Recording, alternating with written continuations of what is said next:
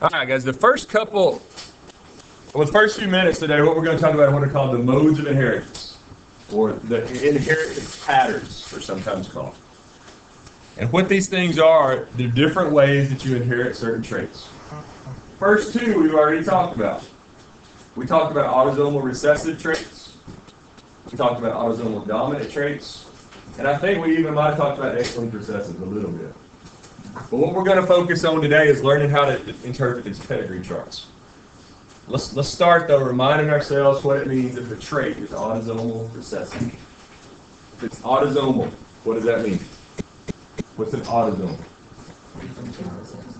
Yep, a chromosome that has nothing to do with your gender, your sex. How many autosomes do you have in every cell in your body? You have 46 total chromosomes, right? Out of that 46, 2 of those are what? Sex chromosomes. The other 44, therefore, are autosomes.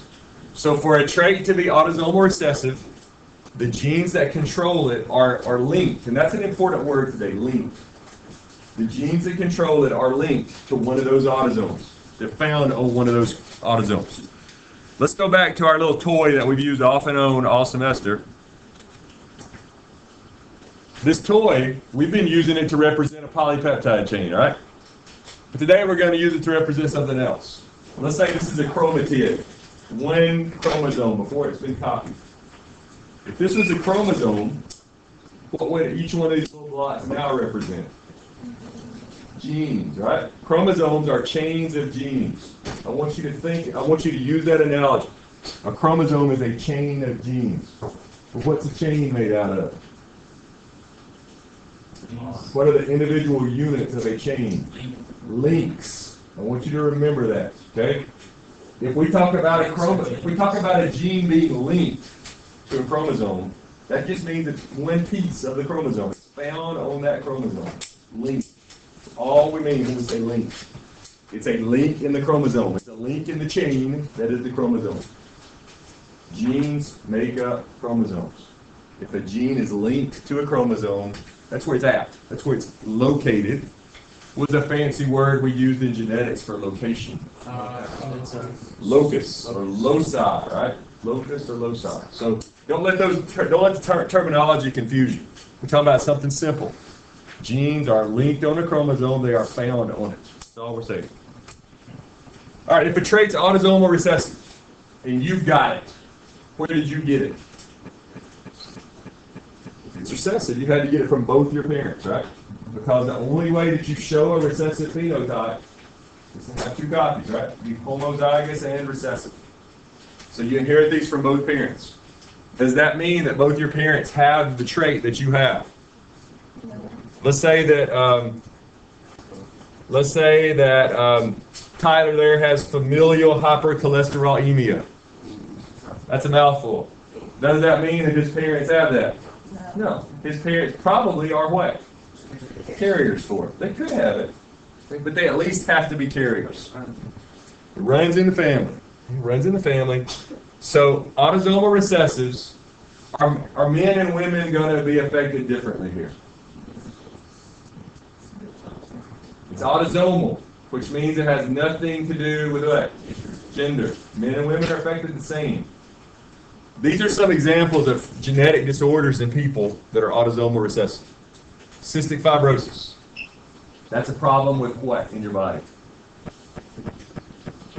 It's a problem with how your body makes mucus. It makes it really thick and viscous. Mostly causes problems where in your body? Your respiratory tract, but also your digestive system, your reproductive system, your urinary tract, because they all have mucus. The life expectancy of somebody with cystic fibrosis, is somewhere in the 20s. Occurs almost exclusively in what group of people? White people. PKU is a problem that you can't metabolize what correctly? Yep, Josh spit it out there. It's an amino acid called phenylalanine. And if you can't metabolize it correctly, and if you continue to eat it, what happens to it? It builds up in your brain, causes you to have mental problems at first, and can lead to death. It's an amino acid, so where is it found in large amounts? Protein. Yeah, it's found in foods with a lot of protein. Meats, milk, a lot of nuts. So point being, you have to avoid this, which means you're probably going to be a vegetarian. But as long as you avoid eating very much of that particular amino acid, phenylalanine, you're okay. You live a normal life. A similar disease, but a worse one, is Tay-Sachs. It occurs almost exclusively in what group of people? Jewish group of people. It's a problem metabolizing what? Fats, lipids. Can you live without lipids? You cannot. Okay? So by the age of 2 or 3, you go blind, you have serious pain, and you die. There's no treatment, there's no cure. Very scary disorder. Sickle cell, we've talked about it over and over again. We know it's a problem with what protein? Hemoglobin, caused by a point mutation. 2 amino acids, well, 1 amino acid gets changed to the wrong amino acid. It's a point mutation. Xeroderma pigmentosum just means zero skin pigment. Got hair pigment, got eye pigment, just no skin pigment. There are a lot of people who think this is the root of what legend? The vampires. And then SCIDS is severe combined immunodeficiency syndrome. It's like it's the boy in the bubble disease. I don't know. But these are people born without an immune system. It's like a genetic version of AIDS to some extent. Maybe worse. Key thing. 2 people with these genotypes. First of all, do either one of these have an autosomal recessive trait? No, but they're carriers, correct? What are the chances that these 2 individuals will have a child with this autosomal recessive trait? Be 1 out of 4, right? 25%. Pretty easy to figure out, autosomal recessives. Let's look at a pedigree chart for autosomal recessives. Some things to look for when you're looking at the pedigrees. First of all, remember circles are women, squares are men.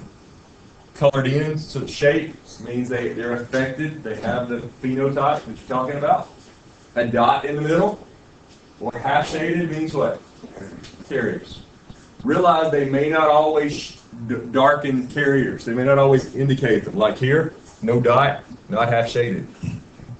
But if it skips a generation, if a genetic trait skips a generation completely, which it does, it skips generation 2 and 3 up there, what kind of trait does it have to be if it's skipping generations? It's got to be recessive, right? The dominant things skip generations. Can't, no way.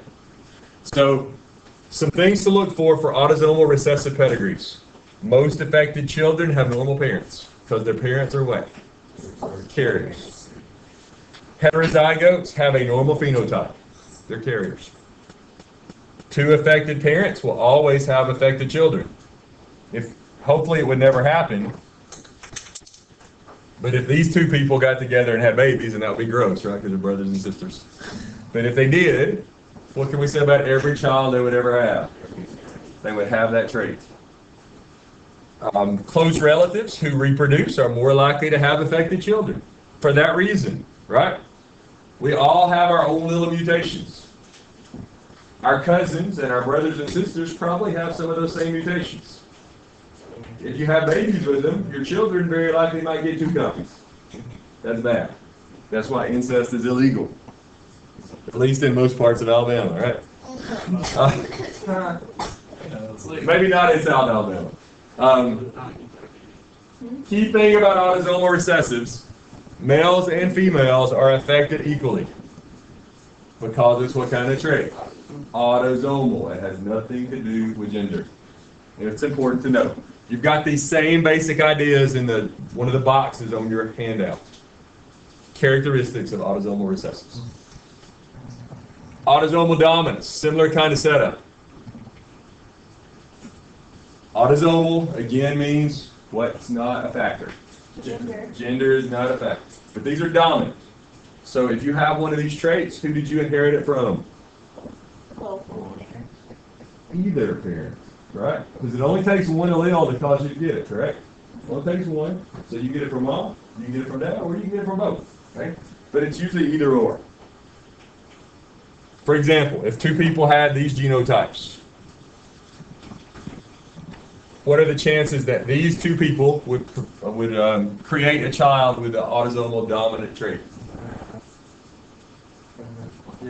50-50, right? They're always going to get a little A from this parent. They're either going to get, half the time they're going to get a big A, half the time they're going to get a little A from this parent. So it's 50-50. Some autosomal dominant traits that we mentioned in here last time, Huntington's disease. It's a scary one. It's a problem with what part of your body?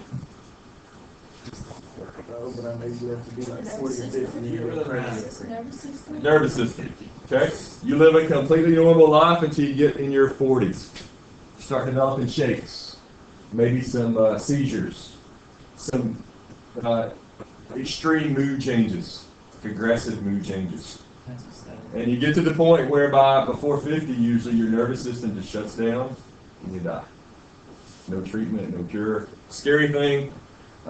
If one of your parents, and most of the time, if one of your parents had it, they would be this genotype. This genotype. The other parent doesn't have it. So if you found out tomorrow that one of your parents had this, the chances that you're going to develop it are essentially what? 50-50. Which is scary because you get like a 50-50 death sentence by the time you're 50. Okay? Kind of scary. Polydactyly is another autosomal dominant. That means having what?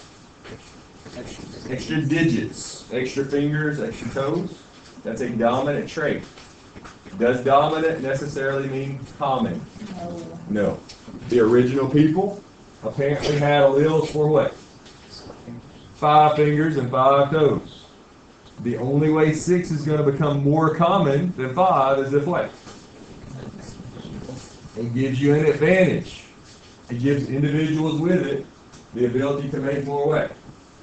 Make more babies. And I don't think it's going to work that way, right? Probably not going to work that way. One other one that I think we mentioned the other day, but I want to make sure that you have written down as an autosomal dominant, is achondroplasia. That is the most common form of what? Maybe we didn't talk about it. Anybody know what that's the most common form of, achondroplasia? Snakes. Dwarfism. Midgets. Okay? It's the most common form of being a midget. Let's say that you had two people who were midgets.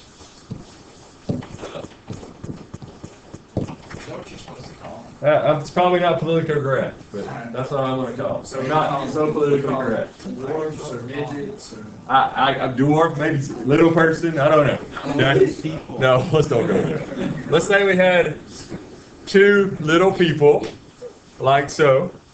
What are the chances that those two little people would have a normal size child? 1 out of 4. 1 out of 4, right? Because to be normal size, you have to be little a, right? Because this is a dominant trait. Dwarfism is a dominant trait. Yeah, little people, big world. Yeah, it actually has a regular. And their situation is a little bit different because one of them, the mother, has this. She looks like a midget, right? What we normally think of as a midget. The father has something else going on. I'm not sure what's going on with him. He doesn't look like a midget though, right? I mean, he's a little bitty guy, but he doesn't have that normal achondroplasia face. His face is like a normal face. And his body is not made like a normal midget. You know, they normally have those wide hips where their legs kind of poke in. Yeah. He doesn't have that. And something else is going on with him. He's got another kind of dwarfism.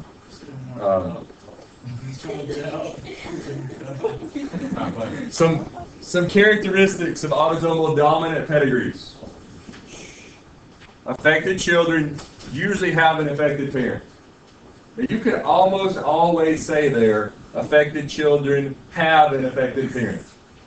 Why did they put the usually in there? Yeah, that could be the original mutation, right? That's the only exception to the rule here. Heterozygotes are always affected because it's dominant. If you got one allele, you've got the dominant trait. 2 affected parents can produce unaffected children. We just talked about that with the dwarfism. 2 unaffected parents will not have affected children. Unless that child is what? The original what? The original mutation. That could happen. probably not going to though. Both males and females are affected equally.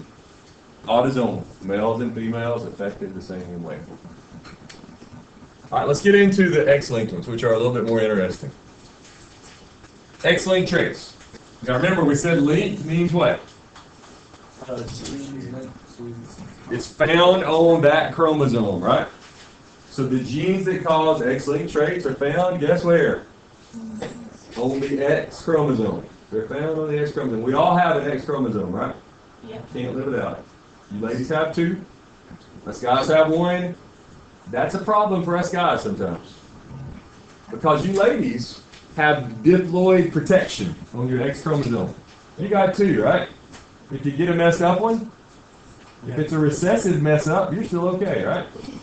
Us guys, we're haploid for our sex chromosomes. We have an X and a Y, no pairs. X and Y's are not a pair. They don't go together. If we get a messed up X, guess what? We're messed up, because that's the only one we got. And that's going to be an issue as we're talking about X-linked recessive traits. If we're talking about X-linked recessive traits, when you're doing the Punnett squares for these traits, you have to show the sex chromosomes. So, man, XY, woman, XX. Let's take a common X-linked trait, maybe hemophilia. Hemophilia is a problem with what? Your blood clot. Blood doesn't clot correctly. You're missing a protein. Hemo, what does hemo mean, by the way? Hemo means iron. Your blood contains iron. Hemophilia is a problem with this, though. Let's say that the father here does not have hemophilia.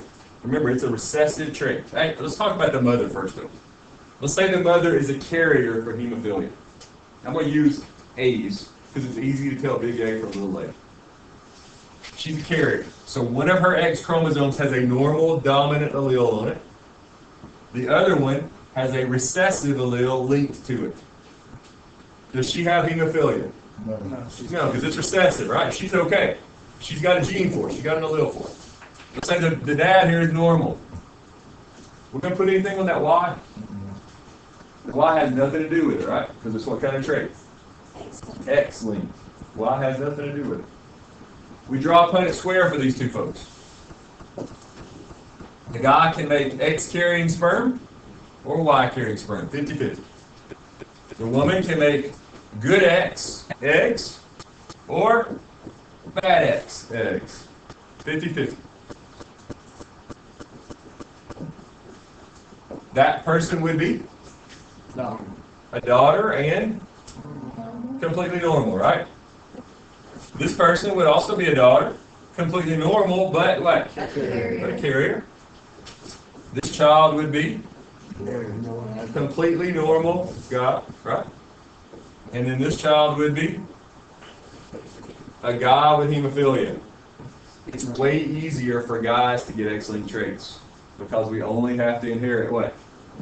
One copy, and we're going to always get that one copy from who? From our mothers. Okay?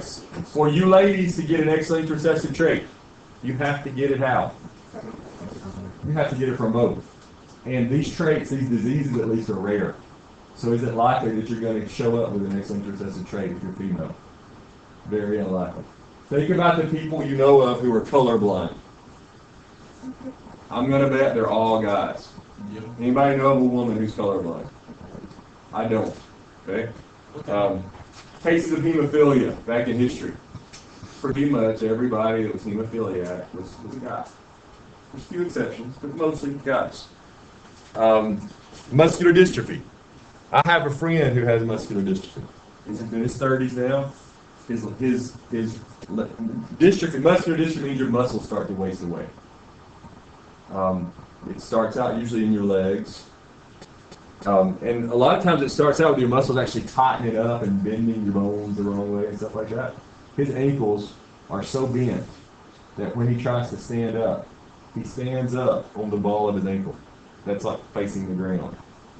His foot is bent in so much that it's like that. It didn't used to be that way. When we were kids, we could run and walk, with any problems. But now it's bent in like that. And eventually, it's going to kill him. Because what muscle is going to waste away? His diaphragm. It's not going to be able to breathe. and he's probably getting close to that point where, because he's in his, like I said, he's in his 30s. Muscular dystrophy is something that I'm not sure what the life expectancy is, but I'm guessing probably 40s. My dad has a friend with muscular dystrophy, and he walks and like, he doesn't have examples saying that. I'm not really for sure about that. Yeah, but He's real thin. yeah, it's not good. There's a telethon that comes on every year on TV for this. Anybody know who's in charge of that telethon? Who started it? So we talked about that already. Jerry Lewis, who used to be a really famous comedian. He's before my time, before yours too. He's still alive, but old. I don't know why he started the telethon for this particular disease, but when they wheel out the kids on this telethon, pretty much every kid they wheel out is, guess what? A boy. X-linked recessive traits affect boys more than girls. Yeah. Lesch-Nyhan syndrome is another one that I think we mentioned. This is where these people hurt themselves. They like stab themselves, cut themselves, bang their heads on the wall. And they can't stop themselves. And as far as I know, this is really, really rare. Every single case of this ever recorded has been, guess what? A boy.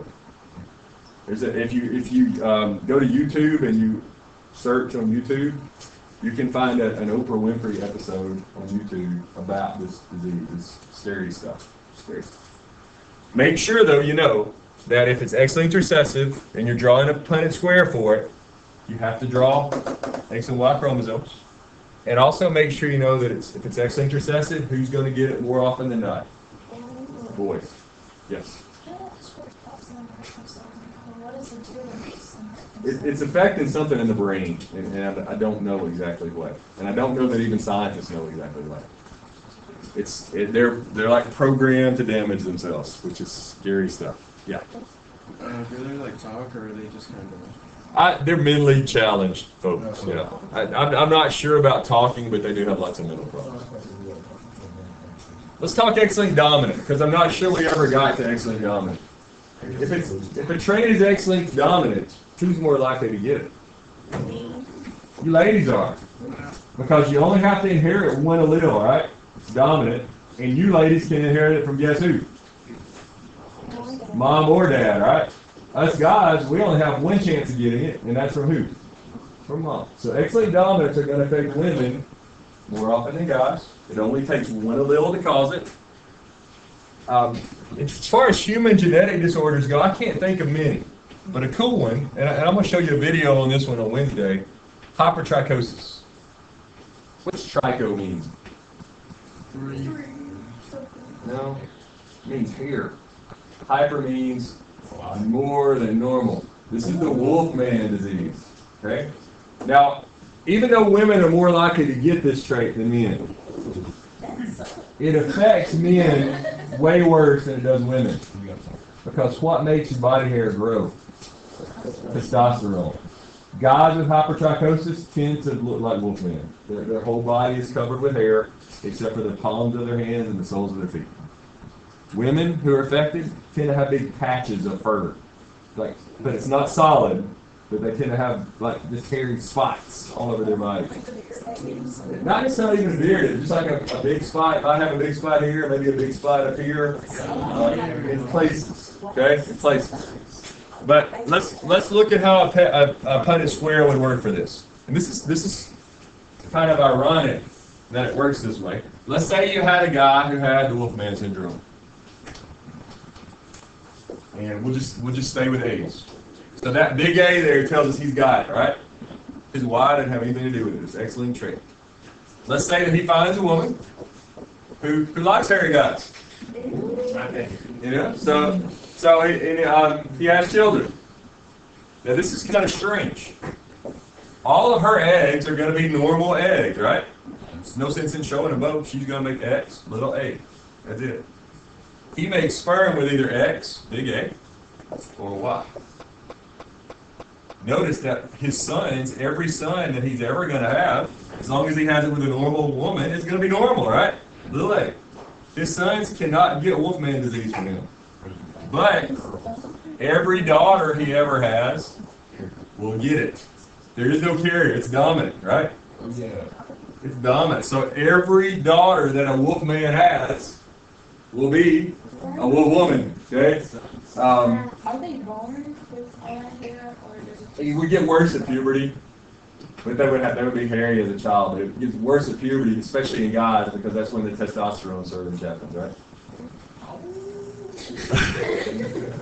All right, let's look at some pedigree characteristics. First of all, for X-linked, these are X-linked recessives we're looking at now.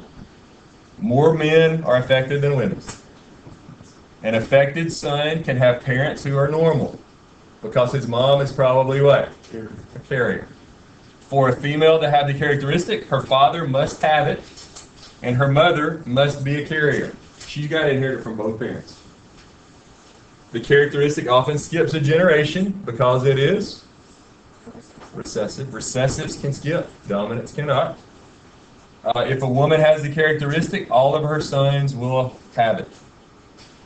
Like this woman right here, she's got it.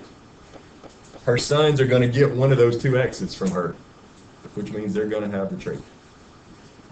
So a colorblind woman can only have colorblind sons. Her daughters can be normal, assuming the father's normal. But her sons will all be colorblind. All right, and then here's showing you hemophilia in the European royal families. Remember, hemophilia is an X-linked recessive. Notice up here, Queen Victoria. She was queen where? England, longest serving queen of England.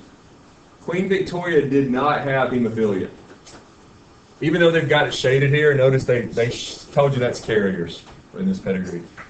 How do they know it started with Queen Victoria? Because she didn't have it. We've got a lot of history in the royal family, just like today, they follow everything they do. Nobody in the royal family before Queen Victoria had hemophilia. Some of her kids had it. Her husband did not. That means Queen Victoria was the original what? Mutant.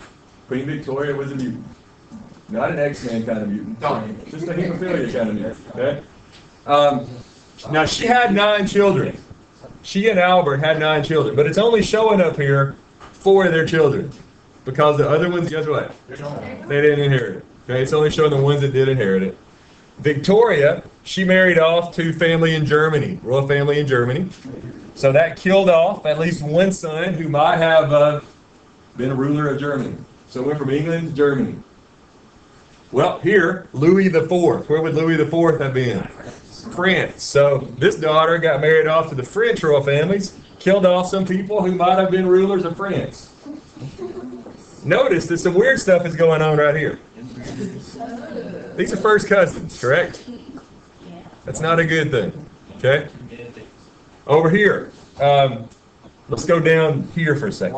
Alexandra, who was Victoria's granddaughter, married Nicholas II in Russia. He was the last what? The last Tsar of Russia. Part of the reason he was the last Tsar of Russia is because of this. He had a son, Alexis, who had hemophilia, and he became obsessed with what? Curing his son.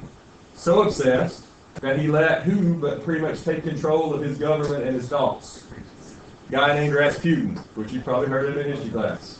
He was kind of a crazy guy, and he thought Rasputin could heal his son, so he did what Rasputin told him to do. Okay? Well, that helped to turn the people of Russia against him and led to what? The communist revolution in Russia, which led to the Cold War and all the problems that we had in the United States with the Russians. We can blame that partly on hemophilia. Okay? Part of the problems we had through 20 or 30 years of history are due to hemophilia in this. Over here, notice that she married off to Spain, got in there. So from England, Germany, Spain, Russia, France, all those countries got affected because of one little mutation in Queen Victoria. Scary stuff. Scary stuff. This is why incest is a bad thing. Yeah.